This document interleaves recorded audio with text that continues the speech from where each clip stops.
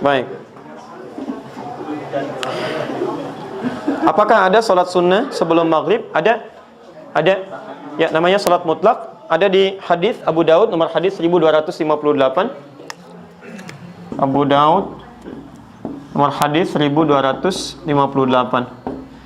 Sholat sunnah yang terkait mungkin waktunya dekat dengan sholat fardu yang 5 waktu itu, ini dibagi 2 bagian. Ini teorinya supaya dipahami dengan baik ya. Ada yang disebut dengan sholat rawatib. Apa artinya rawatib? Kalau tidak tahu katakan. Baik. Apa artinya rawatib? Baik. Rawatib itu jamak dari kata ratib. Apa artinya ratib? Baik. Bukan Allahu alam. Ratib itu adalah sesuatu yang tersusun dengan rapi atau berurutan sifatnya. Tersusun berurutan atau tersusun dengan rapi. Makanya diserap ke dalam bahasa Indonesia menjadi tertib. Tertib kan berurutan, rapi. Ada sholat-sholat sunnah yang waktunya tersusun rapi berurutan dengan sholat fardu. Terletak sebelumnya atau setelahnya. Jumlah rawatib ini itu ada 12 sholatnya. Diketahui jumlah 12 ini dari hadis riwayat At-Tirmidzi. Nama aslinya Muhammad, berasal dari Tirmidz, disebut dengan At-Tirmidzi. Nomor hadis 414 riwayat Ummu Habibah radhiyallahu taala anha.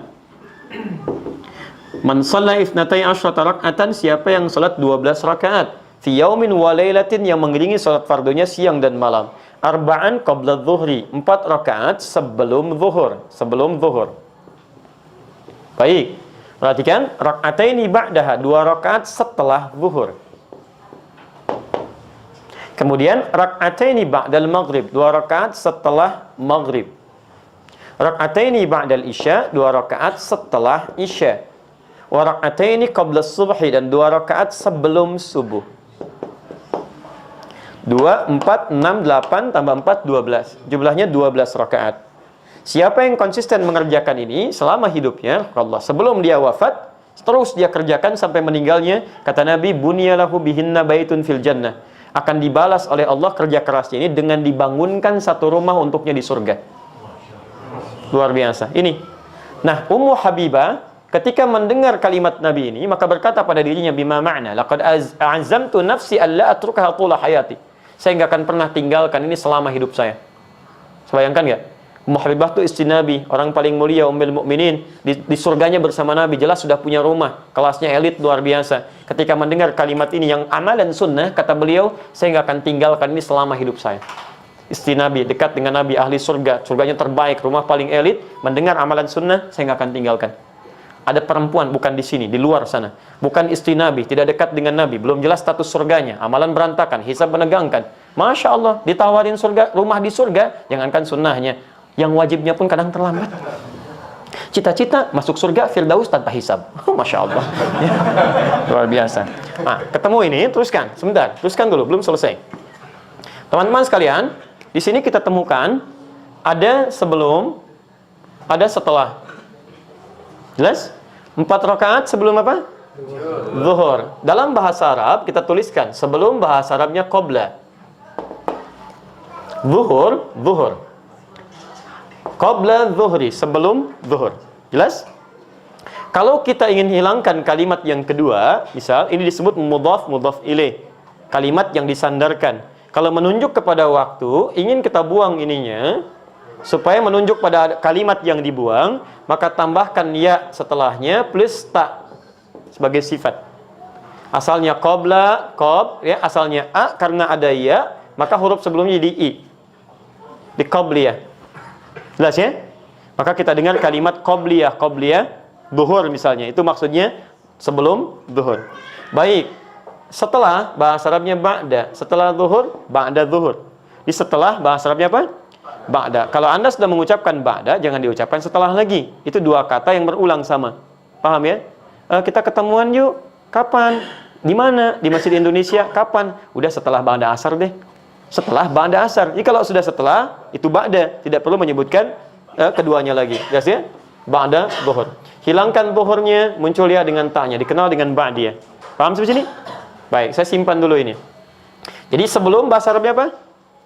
Qabla. Setelah? Ba'da. Baik, ketemu kalimatnya. Sekarang lihat. Ini 12 sholat ini disebut apa? Rawatib. Kenapa disebut rawatib? Karena susunannya teriring langsung dengan sholat fardu, baik sebelum atau setelahnya, dan punya fungsi melengkapi sholat fardu. Jadi yang kurang di sholat fardu dilengkapi oleh ini. Nah, ada sholat ini di luar yang ini yang rawatib disebut dengan mutlak. Mutlak. Sifatnya ditunaikan, terdiri dari dua waktunya. Satu, ada yang memang berdekatan dengan sholat fardu, tapi dia tidak punya fungsi menyempurnakan sholat fardu. Fungsinya fungsi sendiri, terpisah dari yang fardu. Cuman waktunya berdekatan. Contoh, asar.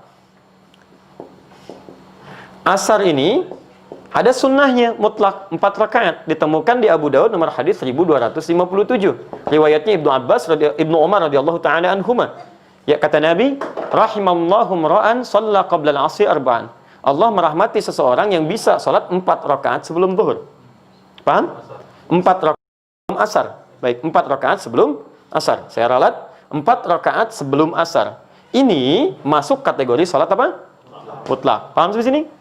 Baik, ada juga yang waktunya terpisah jauh dengan salat fardu.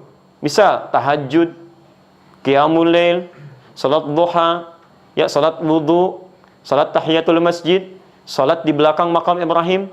Maka ada salat yang kedua yang sifatnya terpisah jauh waktunya dari salat fardu. Di antara salat mutlak juga yang berdekatan waktunya dengan salat fardu tapi dia mutlak bukan rawatib adalah qabliyah maghrib. 2 rakaat. Dalilnya Abu Daud nomor hadis 1258. Ya, kata Nabi, lihat kalimatnya.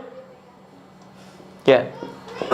Sallu qabla al-maghrib rak'atain liman yasha. Silahkan salat sebelum maghrib 2 rakaat bagi yang ingin.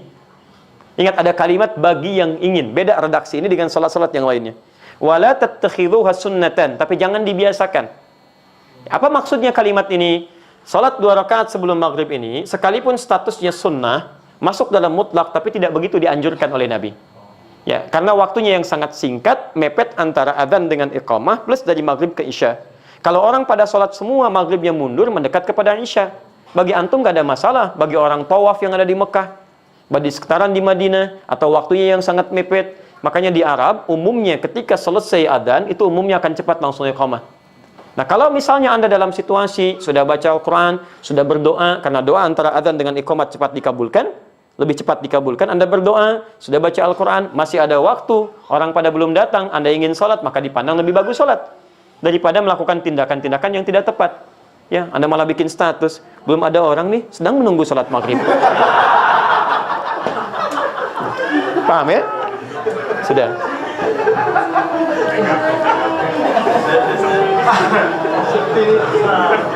Dah. Baik. Saya tanya sekarang. Sudah? Baik, saya tanya sekarang. Ya, sebelum zuhur ada sholat? Ada sholat sunnah? Apa jenisnya? Rawatib. Setelah zuhur ada sholat sunnah? Apa jenisnya? Baik, sebelum asar ada sholat sunnah? Baik, tidak ada. Yang bilang tidak ada angkat tangan? Yang bilang ada angkat tangan? Yang tidak jelas gak usah ngangkat. Lihat, sebelum asar ada, kan kita bahas. Apa jenisnya? Mutlak. Baik ya, sebelum maghrib ada salat sunnah? Apa jenisnya? Mutlak. Ba'da maghrib ada salat sunnah? Ada. Apa jenisnya?